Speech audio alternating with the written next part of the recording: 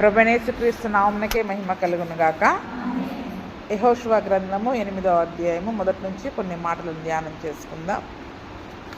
మరియు యెహోవా యెహోషువతో ఇట్లా నేను భయపడకుము, జడియకుము, యుద్ధ సన్నద్ధులైన వారినందరినీ తోడుకొని హాయి మీదికి పొమ్ము. చూడుము, నేను హాయి రాజును, అతని లోకమును, అతని పట్టణమును, అతని దేశమును నీ చేతికి అప్పగించుచున్నాను. నీవు ఎరికోకును దాని రాజునకును ఏమి చేసితివో అదే హాయికిని దాని రాజునకును చేసేదవు. అయితే దాని సొమ్మును, పశువులను మీరు కొల్లగా దోచుకొనవలెను. పట్టణపు పడమటి వైపున మాటుగాన్ల నుంచుము. యెహోషువయు యోధులందరినూ హాయి మీదికి పోవలనని ఉండగా యెహోషువ పరాక్రమము గల 30,000 శూరులను ఏర్పరచి రాత్రివేళ వారిని పంపి వారికి ఆజ్ఞాపించినదేమనగా, ఈ పట్టణమునకు పడమటి వైపున మీరు దాన్ని పట్టుకొన చూచుచు పొంచి ఉండవలను. పట్టణమునకు బహుదూరమునకు వెళ్ళక మీరందరూ సిద్ధపడి ఉండుడి. నేనును నాతో కూడా ఉన్న జనులందరూ పట్టణమునకు సమీపించదము. వారు మునుపటి వలనే మమ్మల్ని ఎదుర్కొనుటకు బయలుదేరగా మేము వారి ఎదుట నిలువక పారిపోదుము. మునుపటి వలె వీరు మన ఎదుట నిలవలేక పారిపోదురని వారు అనుకొని మేము పట్టణమునొద్ద నుండి వారిని తొలగి రాజేయు వరకు వారు మా వెంబడిని బయలుదేరి వచ్చెదరు. మేము వారి ఎదుట నిలవక పారిపోయినప్పుడు మీరు పొంచి ఉండుట మాని లేచి పట్టణమును పట్టుకొనుడి. మీ దేవుడైన యెహోవా మీ చేతికి దానిని అప్పగించును. మీరు ఆ పట్టణమును పట్టుకునినప్పుడు యెహోవా మాట చొప్పున జరిగించి దానిని తగలబెట్టవలను. ఇదిగో నేను నీకు ఆజ్ఞాపించి ఉన్నానని చెప్పి యెహోషువ వారిని పంపగా వారు పొంచి ఉండుటకు పోయి హాయి పడమటి దిక్కున బేతేలునకును హాయికిని మధ్య నిలిచిరి. ఆ రాత్రి యెహోషువ జనుల మధ్య బస చేసెను. హాయి పైన మరి మొట్టమొదటిసారి వాళ్ళు యుద్ధానికి వెళ్ళి మొట్టమొదటిసారి ఓడిపోయారు కదా. యెహోషువ యొక్క జీవితంలో ఒకే ఒక ఓటమి, ఏంటది? హాయిపై. ఆ తర్వాత ఎన్ని యుద్ధాలు చేసినా ఎక్కడా కూడా ఓటమి అనేది లేదు తన జీవితంలో. కానీ ఒకే ఒక్కసారి మరి ఓడిపోవడానికి కారణం ఏంటి చెప్పండి?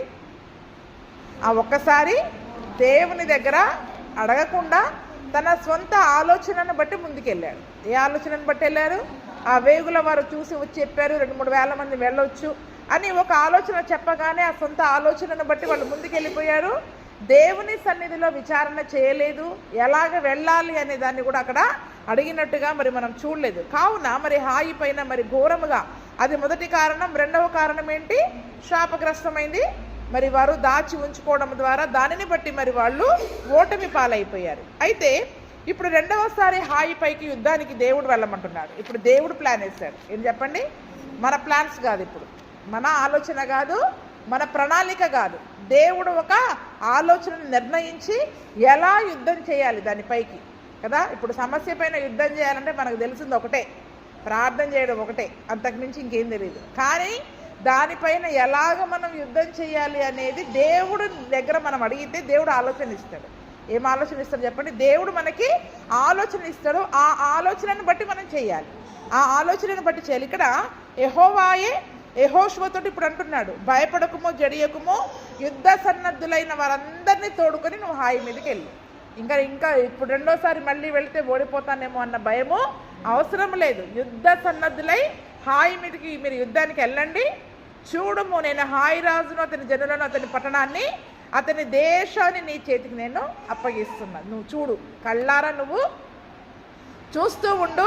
హాయి రాజును, అతని జనులను, పట్టణమును మొత్తముని కూడా నేను అతని దేశాన్ని కూడా నేను నీ చేతికి అప్పగిస్తున్నాను. అంటే దేవుడి యొక్క ఆలోచన చొప్పున నడిస్తే నిజముగా ఆ యొక్క శత్రువుని మనం స్వాధీనం చేసుకోగలుగుతాం. ఆ సమస్య పైన మనకి అధికారం ఉంటుంది. కానీ దేవుని ఆలోచనను బట్టి కాకుండా మన సొంత ఆలోచనను బట్టి మరి మనం చేసినట్లయితే మన జీవితంలో ఓటమి అనేదే ఉంటుంది. కాబట్టి ఇప్పుడు దేవుడు ఏమంటున్నాడు? తనే ఆలోచన చెప్పేమంటున్నాడు, నువ్వు వెళ్ళు, నేను అప్పగిస్తా. అంటే దేవుడు ఆ సమస్యని మనకు అప్పగించినంత వరకు దానిపైన మనకి జయం అనేది ఉండదు. అందుకని నేను ఈసారి అప్పగిస్తా అంటున్నాడు. అంతకు మునుపు వీళ్ళు వెళ్ళారు కానీ దేవుడు దాన్ని అప్పగించలేదు. అందుకనే ఇప్పుడు ఎరికోకు దాని రాజుకు నువ్వేం చేశావో అదే హాయికి దాని రాజుకు కూడా చేస్తావు. ఎరికో పైన ఎట్లా జయం పొందుకున్నావు? ఎరికో రాజును, ఎరికో పట్టణాన్ని ఎట్లా తగలబెట్టేశావు, అక్కడ ఉన్న వారందరినీ ఏ రీతిగా అయితే జయించావో అదే రీతిగా నేను ఈ రాజుకి కూడా నువ్వు చేస్తావు. అయితే దాని సొమ్మును పశువులను మీరు కొల్లగా దోచుకోవాలి. ఇక్కడ ఏమంటున్నాడు చూడండి, హాయి పట్టణంలో ఉన్న దాన్ని మీరు దోచుకోండి, మీకు నచ్చినంత తీసుకోండి అంటున్నాడు. కానీ ఎరికో పట్టణంలో ఉన్న దాన్ని మాత్రం ముట్టుకోవద్దన్నాడు, ముట్టుకోవద్దని చెప్పాడు. అందుకే చూడండి, దేన్ని ముట్టుకోవాలి దేన్ని ముట్టుకోకూడదు మనకు ఎలా తెలుస్తుంది? దేవుని సన్నిధిలో మనం ప్రార్థన చేస్తే ఆయన వాక్యం ద్వారా దేవుడు మనతో మాట్లాడతాడు.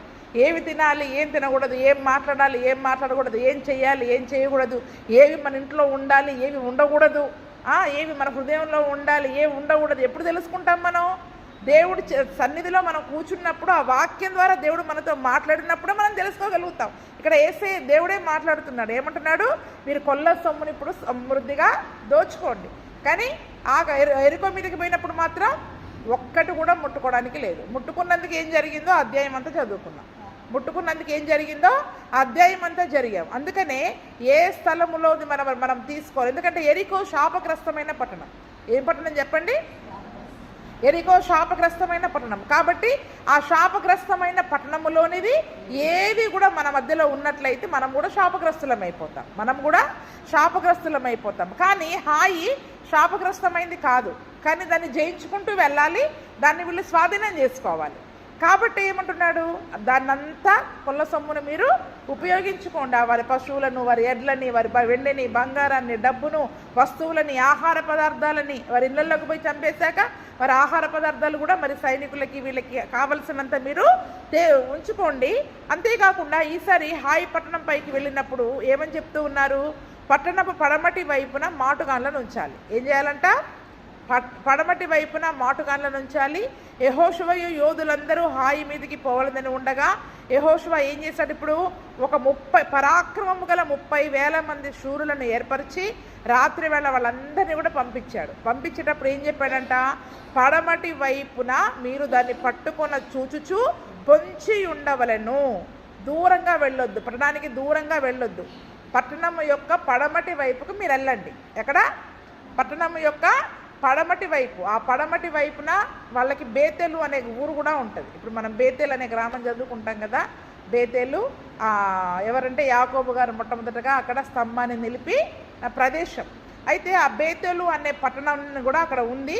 కాబట్టి ఆ బేతేలుకు హాయికి మధ్యలో వీడు పడమటి వైపున ఎవరు చూడకుండా పొంచి ఉండడం అంటే ఎలా చెప్పండి? రహస్యంగా దాక్కొని.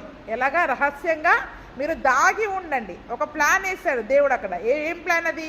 మీరు పడమటి వైపున వెళ్ళి మీరు దాక్కుని ఉండండి. యెహోషువ నాతో కూడా కొద్దిమంది జనులందరూ ఏం చేస్తాం? యుద్ధానికి హాయి మీదకి వెళతాం. వాళ్ళు మమ్మల్ని చూసి వీళ్ళకి ఒకసారి ఓడిపోయింది సరిపోలేదు, ఒకసారి తరిమి కొడితే వీళ్ళకి సరిపోలేదు, 36 మందిని చంపేస్తే వీళ్ళకి సరిపోలేదు, మళ్ళీ యుద్ధానికి వచ్చారని చెప్పి ఈసారి ఏం చేస్తారు? ఇంకా బలం కొలది వీళ్ళపైకి వాళ్ళు యుద్ధానికి వస్తారు. కాబట్టి వాళ్ళు ఎప్పుడైతే మాపైకి మమ్మల్ని తరమడానికి వస్తారో నిజంగానే మరి మేము పారిపోతున్నట్టుగా మేము పారిపోతాం. ఏంటంట? నిజంగా పారిపోవట్లా, కానీ నిజంగానే పారిపోతున్నట్లుగా మరి మేము వాళ్ళ ఎదుట నిలవలేకుండా పారిపోతున్నట్టుగా మరి మేము పారిపోయి ఆ పట్టణంలో ఉన్న వాళ్ళందరినీ ఎక్కడికి తీసుకొస్తాం? ఒక దూరముగా, ఎంత దూరం అంటే అంత దూరం పారిపోయినట్టుగా చేసి వాళ్ళందరూ వీళ్ళని తరమడానికి వస్తున్నట్టుగా మేము అలా వెళ్ళిపోతాం. అప్పుడు పొంచి ఉన్న మీరేం చేయాలి? పొంచి ఉండటం మాని లేచి పట్టణాన్ని స్వాధీనం చేసుకోండి. ఎందుకంటే అప్పటికి పట్టణంలో ఎవరు ఉండరు. యుద్ధం చేసే వాళ్ళందరూ ఎవరి వెనకాల పారిపోయారు? ఇప్పుడు తరుముకుంటూ వెళ్ళారు. యెహోషువ ఇజ్రాయేలీల ఎదుట తరుముకుంటూ వెళ్ళిపోయారు. ఇప్పుడు పట్టణంలో ఎవరు కూడా యుద్ధం చేసేవాళ్ళు ఉండరు. కాబట్టి ఇప్పుడు మీరు లేచి పట్టణాన్ని పట్టుకోనండి, మీ దేవుడైన యెహోవా మీ చేతికి దాన్ని అప్పగిస్తాడు. అయితే ఆ పట్టణాన్ని పట్టుకున్నప్పుడు మాత్రం యెహోవా మాట చొప్పున జరిగించాలి. ఏంటది? దాన్ని తగలబెట్టేయాలి. ఎంత ఆహార పదార్థాలు మీరు ఉంచుకుంటారో అవన్నీ దోచుకోండి. తర్వాత మిగిలినవన్నీ ఏం చేసేయాలి? తగలబెట్టేయాలి. ఆ పట్టణం అంతా కూడా మరి మీరు తగలబెట్టేయాలి. కాబట్టి నేను ఆజ్ఞాపించినానని చెప్పి యెహోషువ వారిని ఏం చేశాడు? ఒక ప్లాన్ చేసి చక్కగా వాళ్ళని పంపి ఈ బేతేలుకు హాయికి మధ్యలో ఆ రాత్రి యెహోషువ వారందరితో కూడా కలిసి అక్కడ ఉన్నట్టుగా మరి మనం చూస్తూ ఉన్నాం. అందుకనే చూడండి, ఈ దినమున మన జీవితంలో ఏదైనా ఒక జయం పొందుకోవాలి, సమస్యలపైన, మన పోరాటాలపైన, మనం చేసే యుద్ధాలపైన మనకు జయం రావాలి అంటే మన సొంత ఆలోచనను బట్టి వెళితే జయం రాదని మనం ఈ యొక్క సంగతి ద్వారా నేర్చుకుంటూ ఉన్నాం. దేవుడు ఒక ప్లాన్ చేయాలి. మనకి ఏం చేయాలి? ఏం చేస్తే జయం పొందుకుంటామో దేవుని వద్ద నుండి ఆలోచనను మనం తెచ్చుకోవాలి. దేవుని ఆలోచన చొప్పున మనం చేయాలి. ఆయన మాట చొప్పున మరి మనం చేసినట్లయితే దేవుడే ఆ సమస్యని మన చేతికి అప్పగిస్తాడు. దేవుడే ఆ సమస్యని మన చేతికి అప్పగిస్తాడు. అంతకు మునుపు ఆ వేగు చూసి వచ్చిన వాళ్ళు ఏమన్నారు?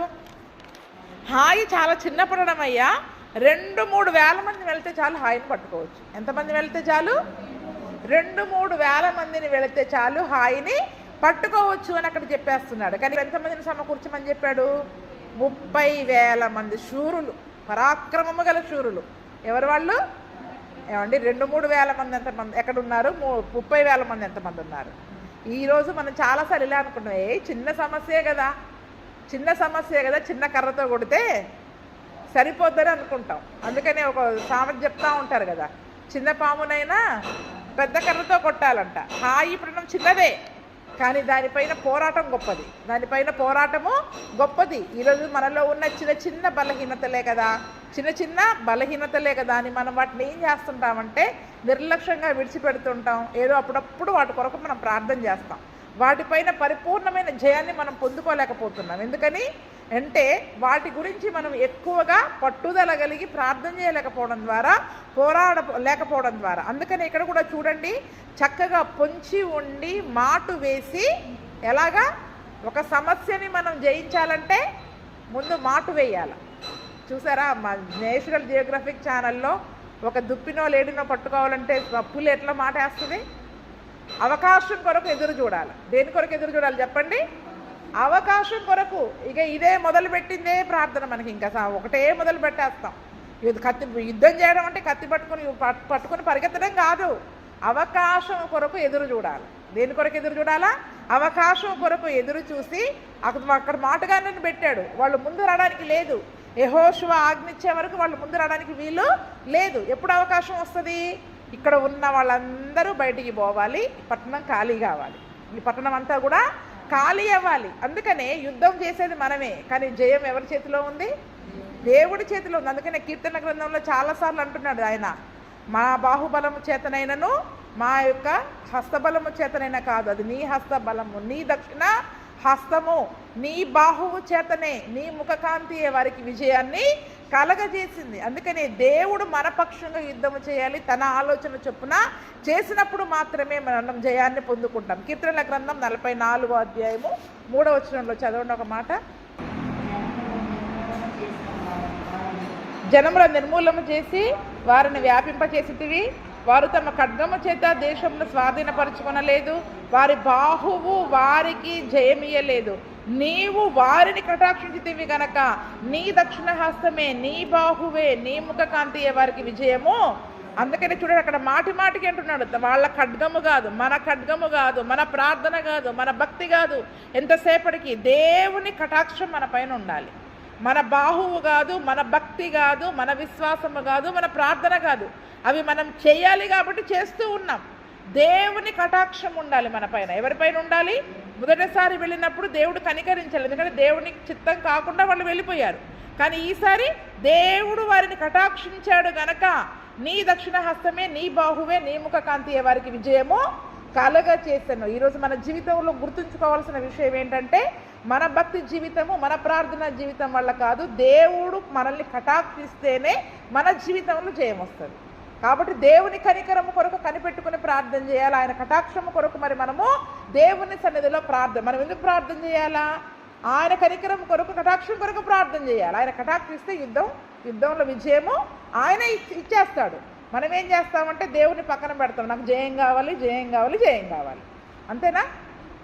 పరిశుద్ధపరచుకోము, దేవుడి కటాక్షము కనికరము ఉన్నా లేదా చూసుకోము. ఎప్పుడు వస్తుంది ఆయన కటాక్షం, ఆయన కనికరము? మనల్ని మనం పరిశుద్ధపరుచుకున్నప్పుడు ఆయన మనల్ని కనికరిస్తాడు. కాబట్టి మనలో శాపగ్రస్తమైంది ఏమీ లేకుండా దేవుని కనికరాన్ని పొందుకున్నప్పుడే మన జీవితంలో దేవుడే మన పక్షంగా యుద్ధం చేస్తాడు. ఏం చెప్పండి? దేవుడే మన పక్షంగా యుద్ధం చేసి మన జీవితంలో గొప్ప జయాలను దయచేస్తూ ఉంటాడు. కాబట్టి మనందరం ఈ దినమున ఎంత ప్రార్థన చేస్తూ ఉన్నాం సమస్యల కొరకు. కానీ సమస్యల కొరకు ప్రార్థన చేయాలి అంటే దేవుని యొక్క కటాక్షం ఉండాలి మనపైన. ఎవరిపైన ఉండాలి చెప్పండి?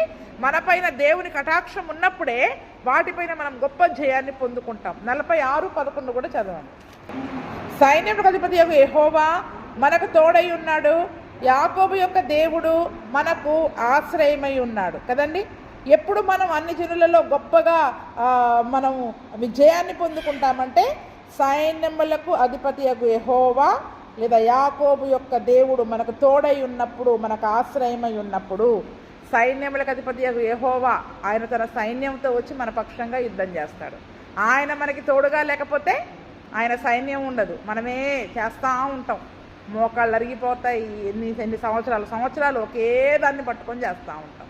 అయినా కూడా జయాలు మనకి దొరకవు. అందుకని ఆయన మనకి తోడుగా ఉండాలి, మనకు ఆశ్రయదుర్గమై ఉండాలి. మనం ఆయన్ని పరిపూర్ణముగా నీవే నా ఆశ్రయము, నీవే నా దుర్గము, నీవే నా కోట, నేను నిన్నే నమ్ముకున్నానని పూర్తిగా మనల్ని మనం ఆయనకు అప్పగించుకున్నప్పుడు, ఆయన మనకి తోడై ఉన్నప్పుడు మన జీవితంలో గొప్ప జయాలని మనము పొందేవారముగా ఉంటాం. అంతేకాకుండా సామెతల గ్రంథం 24వ అధ్యాయము 6వ వచనం కూడా చదవండి. వివేకము గల నాయకుడవై యుద్ధం చేయుము, ఆలోచన చెప్పువారు అనేకులుండుట రక్షణకరం. ఇక్కడ చూడండి, మొట్టమొదటి మాట వివేకము గల నాయకుడవై యుద్ధము చేయి. ఒక యుద్ధం చేయాలి అంటే ముందు మనకి ఏం కావాలి? వివేకము కావాలి. అందుకనే యేసు ప్రభుల వారు కూడా అన్నారు, నేను మిమ్మల్ని లోకంలోనికి పంపిస్తున్నా కాబట్టి ఎలా ఉండాలి? పాముల వలె వివేకం కలిగి, పావురముల వలె పరిశుద్ధత ఉండాలి, వివేకము ఉండాలి. అలా వివేకం కావాలని చెప్పి ఏ రకంగా అంటే దుష్టపన్నాగాలు బన్ని జయం సాధించలేం మనం కదా. పరిశుద్ధత ముఖ్యం, నిష్కపటంగా ఉండాలి, అంతేకాకుండా వివేకముగా ఉండాలి. అవునా? వేగు చూడడానికి పోయినప్పుడు మనోళ్ళు ఎలా వివేకం కలిగి ప్రవర్తించారు? ఎరుకో మీదకి వేగు చూడడానికి పోయినప్పుడు. ఈరోజు మనం ఒక యుద్ధం చెయ్యాలి, ఒక పోరాడాలి, ఒక సమస్య పైన మనం జయం పొందాలి అంటే వివేకముతో జయించాలి. అందుకనే ఇక్కడ ఏం చేశాడు? హాయి మీదకి ఇంతకుముందు అందరు 3000 మంది పరిగెత్తుకుంటూ వెళ్ళిపోయారు. ఇప్పుడు ఇక్కడ ఏం చేశాడు? మాటుగాన్లను ఉంచాడు. అంటే ఒక వివేకముతో, ఒక ఆలోచనతో, తెలివితో. ఎలాగ చెప్పండి? తెలివితో యుద్ధం చేయాలా. సమస్య ఏంటో మనకు తెలుసు, అపవాది తంత్రం ఏంటో మనకు తెలిస్తే తెలివిగా యుద్ధం చేస్తాం మనం. వాడి తంత్రాలు మనకు తెలియనంత వరకు మనం బుద్ధిహీనంగా వెళ్ళిపోతానే ఉంటాం. అందుకనే మనం అపవాది తంత్రములను ఎరుగని వారము కాము అని అపోస్తలుడైన పౌలు గారు కొరింథీ సంఘానికి రాస్తాడు. ఈరోజు శత్రువు యొక్క తంత్రం ఏంటో, వాడి ప్లాన్ ఏంటో మనం తెలుసుకోవాలి. ముందు ఒక సమస్యను మనం జయించాలంటే ముందు ఏం తెలుసుకోవాలి చెప్పండి? ముందు శత్రువు యొక్క తంత్రం ఏంటో మనం తెలుసుకోవాలి.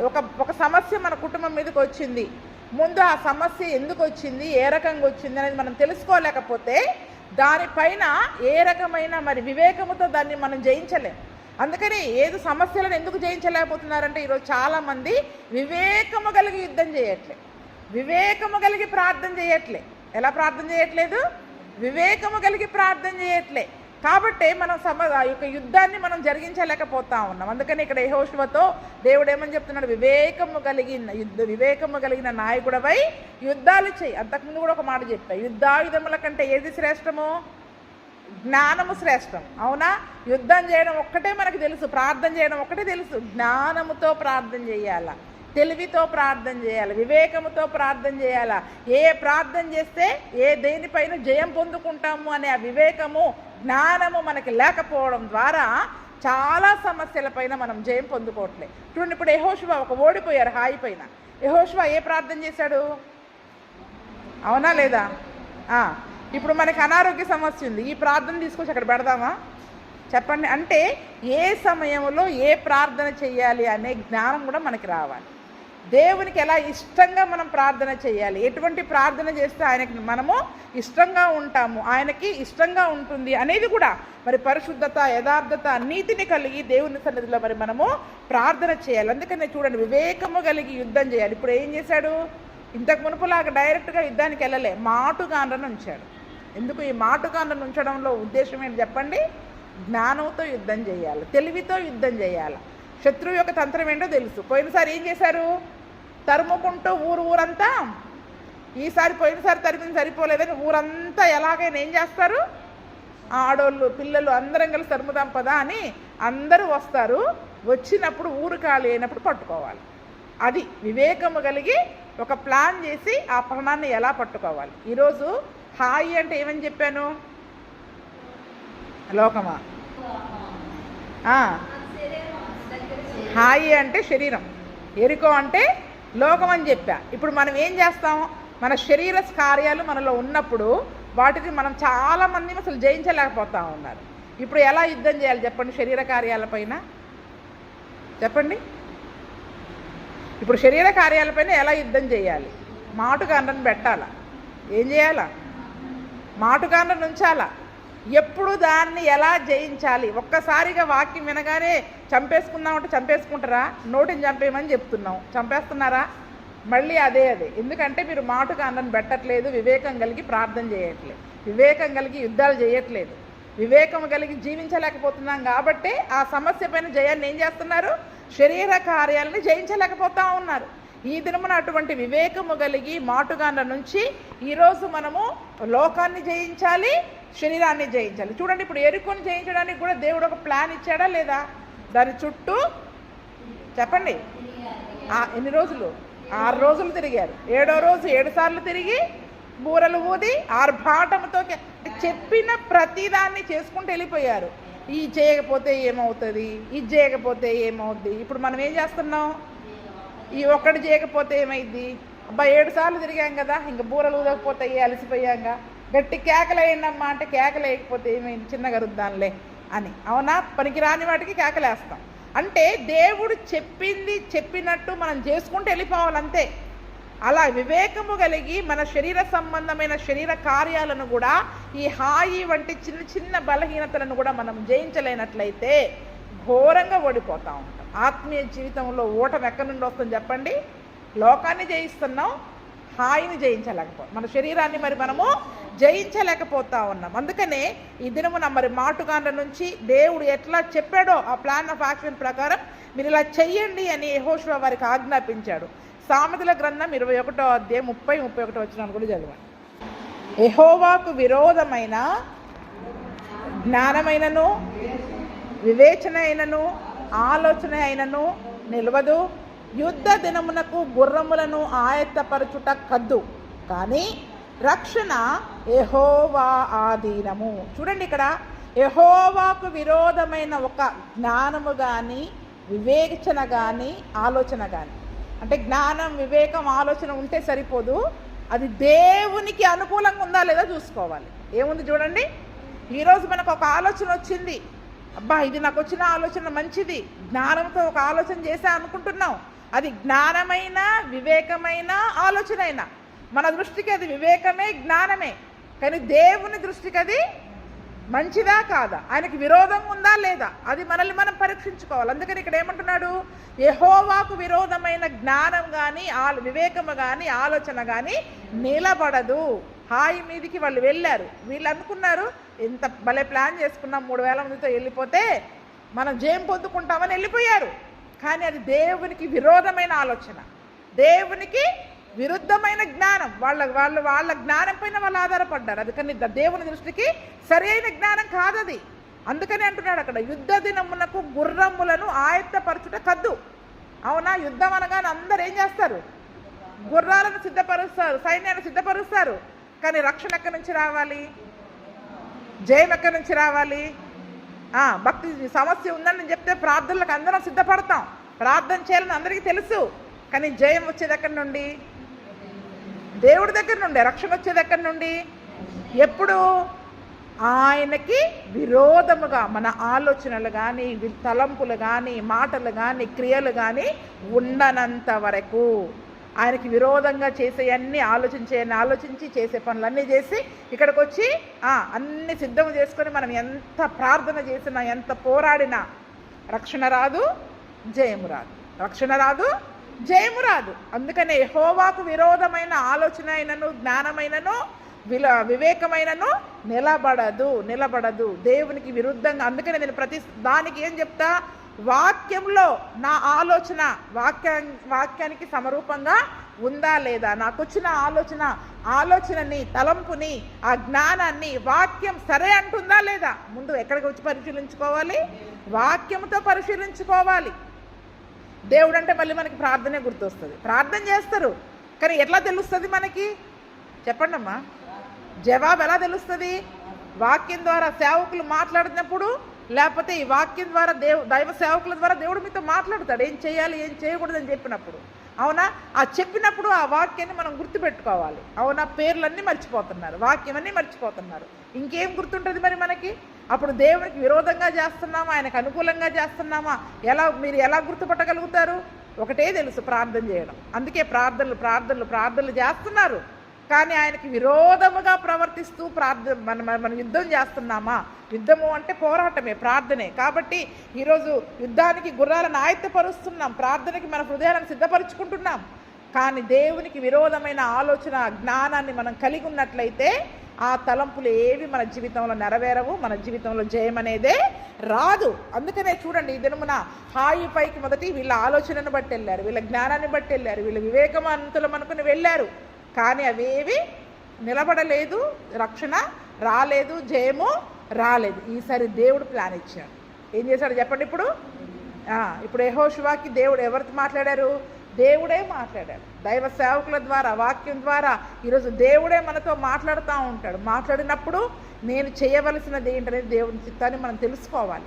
ఆయన చిత్తాన్ని కాదని మనం ఏం చేసినా మన జీవితంలో నష్టాలు, ఓటములు, సమస్యల గుండా మరి మనము వెళ్ళే వారముగా ఉంటాం. అందుకని చూడండి, ఈ దినమున మరి హాయి మీదకి ఎలా వెళ్ళాలో దేవుడు ఒక ప్లాన్ ఆఫ్ యాక్షన్ ఇచ్చాడు. ఆ ప్లాన్ ఆఫ్ యాక్షన్ ప్రకారము యెహోషువ అంతా కూడా సిద్ధపరిచి అక్కడ ఉంచినట్లుగా చూస్తూ ఉన్నాడు. కాబట్టి ఈరోజు మనము కూడా మన ఆత్మీయ జీవితంలో జయము కొరకు దేవుని పైన ఆధారపడాలా, దేవుని ఆలోచన పైన, దేవుని జ్ఞానము పైన, ఆ వాక్యము పైన మరి మనము మన వాక్యము పైన మనం ఎక్కువగా ఆధారపడి దేవుని చిత్తం ఏంటో తెలుసుకుని వెళ్ళే కృపను యేసు ప్రభు మనకందరికీ దయచేయునుగాక. ఆమేన్.